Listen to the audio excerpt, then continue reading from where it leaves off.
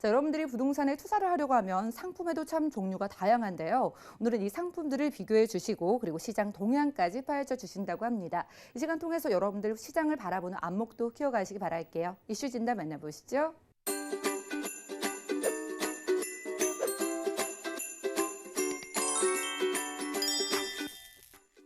네, 부동산 상품이 실제적으로 가격 경쟁력이 가장 높은 상품이 이제 뭐 아시다시피 주거용 부동산 중에서는 아파트죠.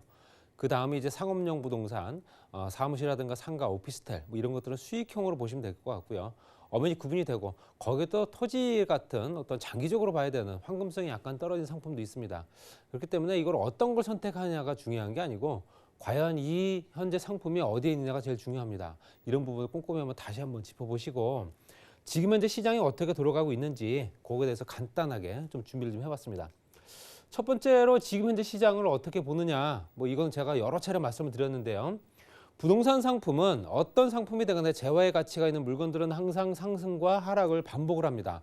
오를 때가 있으면 떨어질 때가 있는 거고요.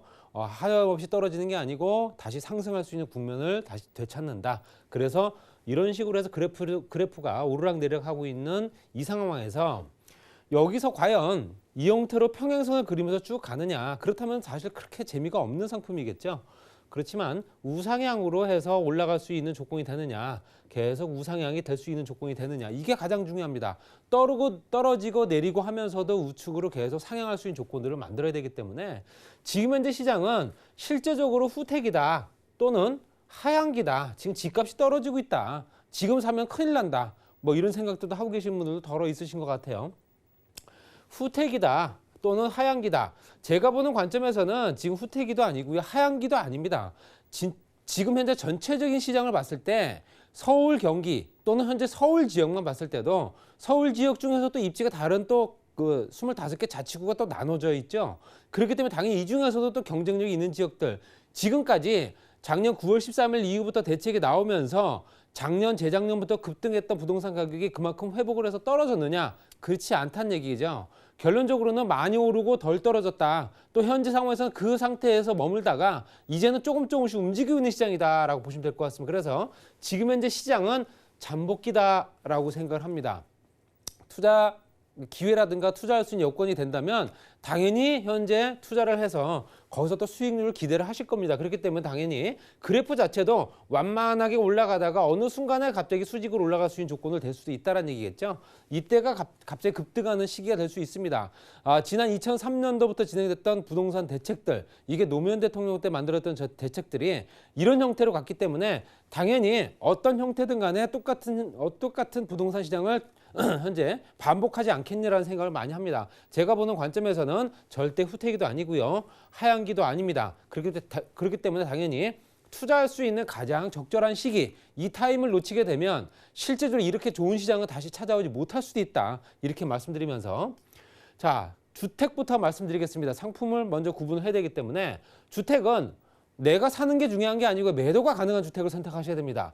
매도가 가능하다는 얘기는 황금성이 그만큼 뛰어나다는 얘기고요. 어느 누가 봐도 사고 싶은 마음이 들 수 있는 주택, 그런 주택이라는 얘기는 당연히 객관적인 입지가 우수한 그런 그런 지역을 선택을 해야 된다는 얘기입니다. 어떤 형태의 주택이든 오피스텔이든 주거용 오피스텔이든 아니면은 현재 상가주택이든 또는 현재 다세대 주택이든 단독주택이든 이게 중요한 게 아니라 정말로 객관적 입지가 우수한 지역에 있는 주택을 선택하셔라는 얘기입니다. 그래서 역세권이라든가 인터체인지 주변, 뭐 도심권, 뭐 당연히 들어갑니다. 교통 여건들이 가장 좋은 지역들이 가장 그래도 가격 경쟁력이 높게 형성되기 때문에 이런 부분은 당연히 앞으로도 계속 진행될 거고요.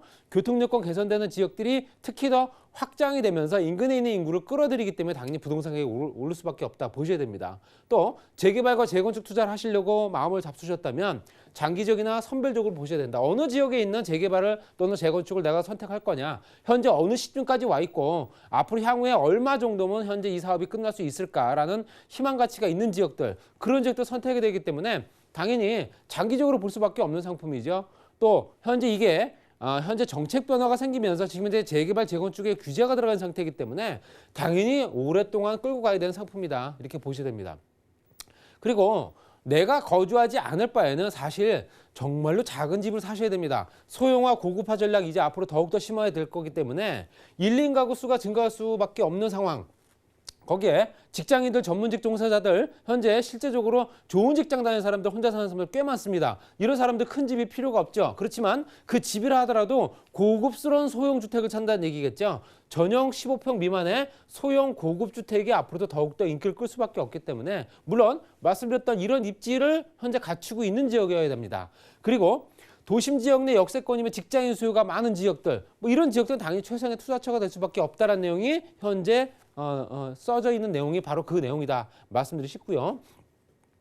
그 다음에 상가입니다. 상가 같은 경우는 굉장히 조심스럽게 접근해야 되는 상품입니다. 경기에 가장 민감한 상품이고요. 지금같이 경기가 안 좋은 상황에서는 상가 투자를 쉽게 결정 내리지 않는 게 맞습니다.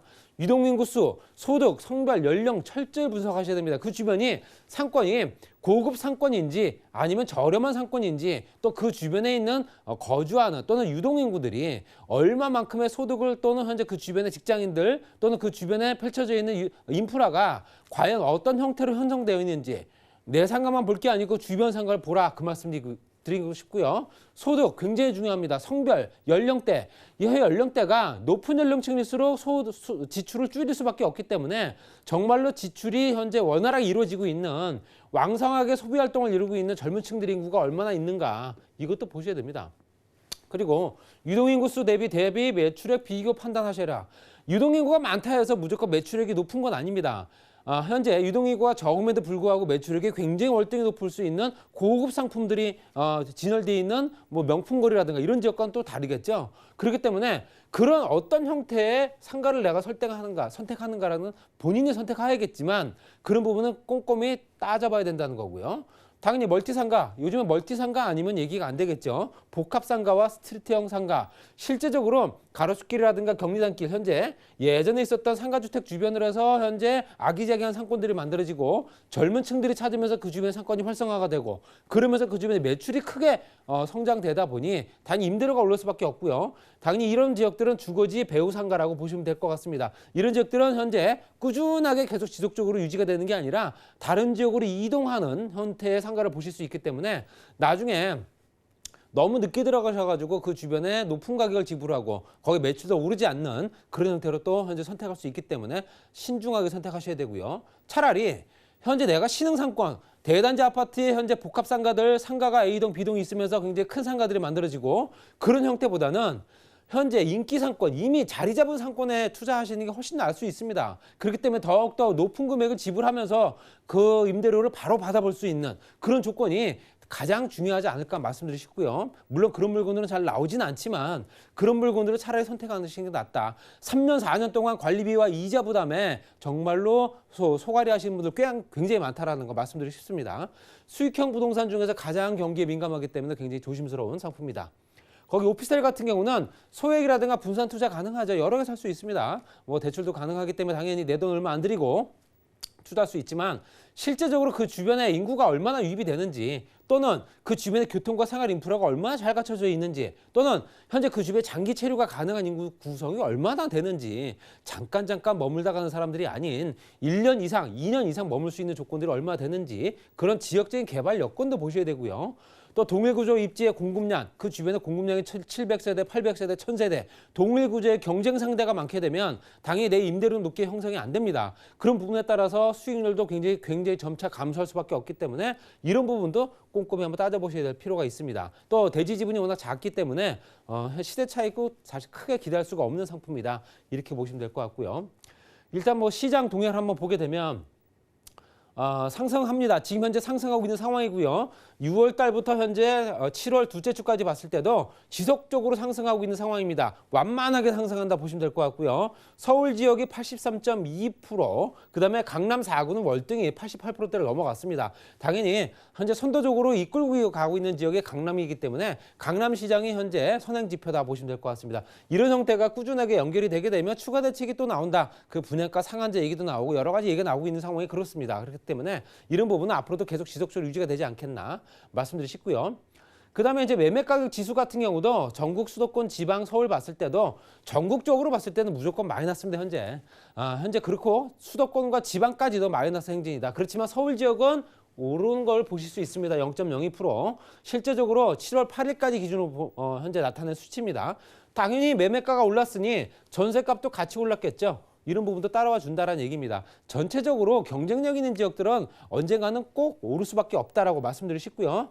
전체적으로 현재 아파트나 전세 가격 변동률 추이가 올랐다 내려가고 하는 폭이 그렇게 크지가 않습니다. 이런 것들이 계속 유지가 될 수밖에 없기 때문에 유지력이 강한 지역 또 선택할 수도 있다 말씀드리고 싶고요. 또 아파트 같은 경우도 전체적으로 서울, 강북, 강남 봤을 때 강남이 월등히 많이 높고요. 경기, 인천 지역은 마이너스, 서울 지역은 현재 전체적으로 오른 걸 보실 수 있습니다. 당연히 전세 가격도 같이 올랐다 보시면 될 것 같고요.